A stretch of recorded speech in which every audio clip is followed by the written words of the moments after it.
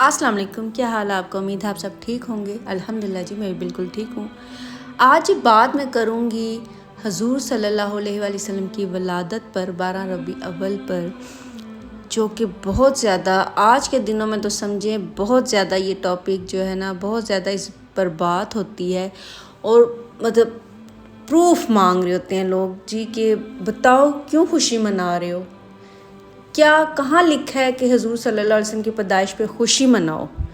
Proof मांग रहे हैं। यकीन जाने मैं हैरान होती हूँ सिर्फ ये देखकर कि ये किस किस्म के मुसलमान हैं। इनको प्रूफ चाहिए कि वो ये चीज़ मांग रहे होते हैं। हमें कुरान और हदीस से साबित करके बताओ कि कहाँ लिखा है कि हजूर सल्लल्लाहु अलैहि वसल्लम की खुशी मनाओ, उनके पैदा होने की खुशी मनाओ। वो ये पूछ रहे होते हैं। ऐसे लोग जो कि हजूर सल्लल्लाहु अलैहि वसल्लम की वलादत ही को अहमियत नहीं देते, वो ये कहते हैं कि जी हमें प्रूफ दो।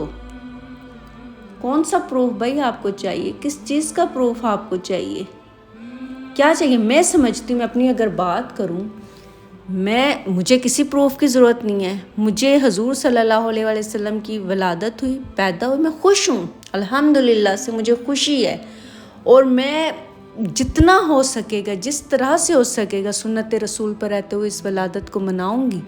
जितना हो सकेगा दुरूद पाक भेजूंगी, अपनी नमाज़ों की फ़िक्र करूंगी, अपनी हर एक चीज़ की जो सुन्नत रसूल सल्लल्लाहु अलैहि वसल्लम के मुताबिक होगी उस तरह से मनाऊंगी। और डंके की चोट पे मनाऊंगी। ये नहीं कहूँगी कि मुझे प्रूफ दो भाई हजूर सल्लल्लाहु अलैहि वसल्लम की पैदाइश हुई है कि उसमें खुश होना चाहिए कि नहीं होना चाहिए। भाई मैं क्यों पूछूं किसी से कि मुझे इस बात पे खुश होना चाहिए कि नहीं होना चाहिए। मैं क्यों किताबों को उठा कर ढूंढूं उसमें से कि मुझे ये खुशी मनानी चाहिए कि नहीं मनानी चाहिए। क्या मेरा ईमान इतना कमज़ोर है? क्या मेरा अकीदा इतना कमज़ोर है? मैं आप लोगों को प्रूफ दूंगी, ये नहीं कहती कि मैं इसमें नहीं दूंगी। वो लोग जिनके ईमान कमज़ोर हैं, जिनके अकीदे कमज़ोर हैं, उनको मैं यहाँ पर बताऊंगी भी, ठीक है, सारा कुछ डिटेल भी बताऊंगी। लेकिन मैं समझती हूँ कि ईमान वाले एक मुसलमान को ये ज़ेब भी नहीं देता कि वह हजूर सल्लल्लाहु अलैहि वसल्लम की पैदाइश की पे खुश होने के लिए तस्दीक मांगे। सबसे पहले मैं आपको सही मुस्लिम की 1162 हदीस का जो है ना वो खुलासा बता देती हूँ कि सहाबा इकराम रज़ी अल्लाह ताला अन्हु ने रसूल अल्लाह सल्लल्लाहु अलैहि वसल्लम से पूछा कि या रसूल अल्लाह सल्लल्लाहु अलैहि वसल्लम, आप पीर के दिन का रोज़ा क्यों रखते हैं? आप सल्लल्लाहु अलैहि वसल्लम ने फरमाया, ये वो दिन है जिस दिन मेरी वलादत हुई और इसी दिन मुझ पर वही नाजिल हुई।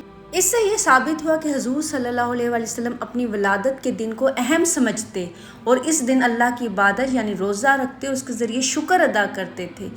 आजकल के दौर में बर्थडे बनाई जाती है, केक वगैरह काटा जाता है, लेकिन हजूर सल्लल्लाहु अलैहि वसल्लम अपने वलादत के दिन को, मैं साल की बात नहीं कर रही कि साल के एक दिन में, वो हर पीर को अपने पैदा होने वाले दिन पर खुशी का इजहार करते, अल्लाह ताला का शुक्र अदा करते, रोज़ा रखते और अल्लाह ताला के शुक्र गुज़ार होते उस दिन के लिए, अपनी वलादत पर। और आप लोगों को साल में एक दफ़ा शुक्र गुज़ारी का अल्लाह ताला का मतलब कि अल्लाह ताला ने हमारे लिए हजूर सल्लल्लाहु अलैहि वसल्लम को इस दुनिया में भेजा, उस पर शुक्र अदा करने के लिए साल में एक दिन आता है। उस पर भी आप लोग ये पूछ रहे होते हैं जी हमें सबूत दें, प्रूफ दें। यार किस चीज़ का आपको सबूत प्रूफ चाहिए? मुझे समझ नहीं आती।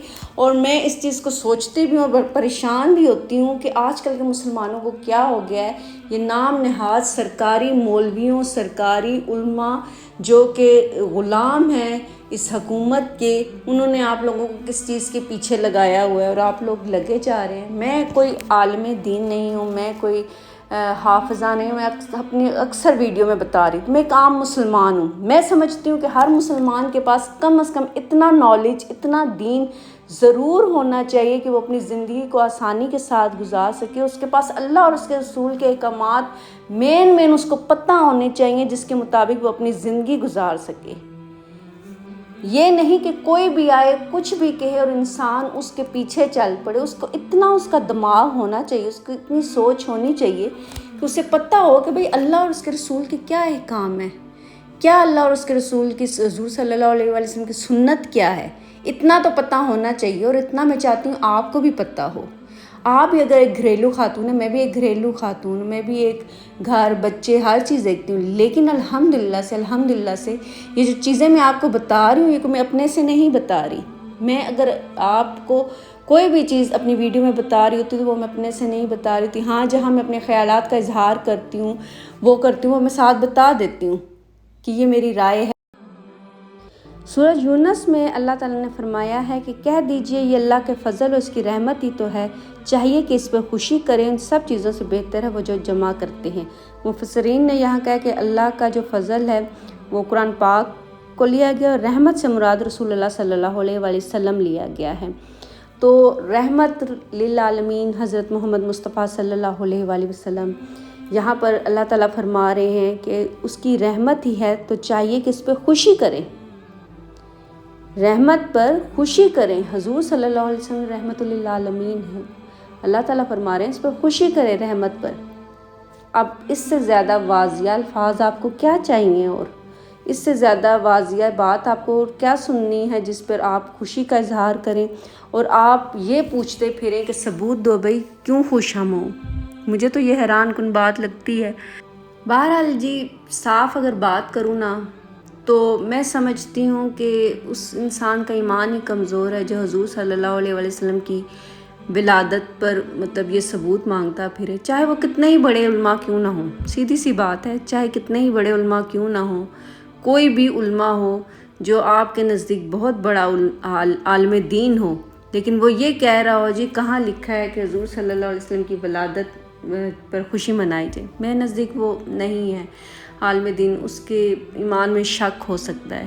کم از کم حضور صلی اللہ علیہ وآلہ وسلم کے لیے تو اپنے دل سے بغض اور کینہ نکال دیجئے. اگر آپ نے حضور صلی اللہ علیہ وآلہ وسلم کے لیے اپنے دل سے بغض اور کینہ نہیں نکالا تو آپ کا ایمان مکمل نہیں ہے. آپ جتنی بھی عبادتیں کر لیں، جتنے بھی نمازیں پڑھ لیں، جتنا بھی اللہ کا ذکر کر لیں، اللہ تعالیٰ کبھی بھی آپ کی عبادتوں کو قبول نہیں کریں گے اگر آپ اپنے دل سے بغض اور کینہ نہیں نکالیں گے. حضور صلی اللہ علیہ وسلم رحمت للعالمین ہے پورے جہان کے لیے. وہ حضور صلی اللہ علیہ وسلم رحمت للعالمین بنا کر بھیجے گئے. حضور صلی اللہ علیہ وآلہ وسلم ہی کی وجہ سے ہم دنیا میں آئے ہیں. اگر حضور صلی اللہ علیہ وآلہ وسلم کی ہی وجہ سے یہ دنیا معرض وجود میں آئی، پوری کائنات حضور صلی اللہ علیہ وآلہ وسلم ہی کی وجہ سے بنی ہے. اگر حضور صلی اللہ علیہ وآلہ وسلم اس دنیا میں پیدا نہ ہوتے تو کوئی بھی نہ ہوتا. یہ اللہ تعالیٰ حضور صلی اللہ علیہ وسلم سے محبت کرتے تھے، جس کی وجہ سے کرتے تھے، ہیں اور کرتے رہیں گے. تو جس کی وجہ سے یہ دنیا بنی اور حضور صلی اللہ علیہ وسلم اس دنیا میں آئے. وہ اس وقت ان کا نور تھا جب حضرت آدم علیہ السلام نے جو ہے نا ان کے وسیلے سے معافی مانگی. ایک انسان کو ان کے وسیلے سے معافی ملی. حضور صلی اللہ علیہ وآلہ وسلم کے وسیلے سے حضرت آدم علیہ السلام کو معافی ملی اور وہ پھر جو ہے نا ان کی بخشش ہوئی کہ ٹھیک ہے آپ پھر جنت سے انہیں بھیجا گیا دنیا میں. حضور صلی اللہ علیہ وسلم کے وسیلے سے یہ سب کچھ ہوا.